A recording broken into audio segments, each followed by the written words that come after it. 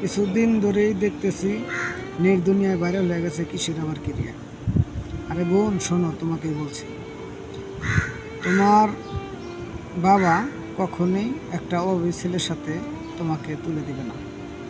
অবশ্যই দেখবে ছেলে কিসের চাকরি করে, ছেলের টাকা পয়সা কীরকম আছে, ছেলের সম্পত্তি কীরকম আছে, এগুলো দেখবে। খালি কিসের কেরিয়া বললেই হয় না। একটা ছেলে নিজে প্রতিষ্ঠিত হওয়ার জন্য জীবনে অনেকগুলো রিস্ক নেয়।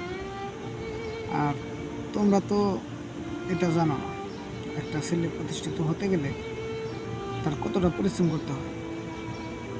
তাই সময় থাকতে তোমরা নিজের কেরিয়ার নিয়ে ভাবো। আবার কিসের কেরিয়ার বলবা না, বলবা কেরিয়ার বানাইতে হবে নিজের চেষ্টায়, তারপরে সে নিজে প্রতিষ্ঠিত হওয়া যায়।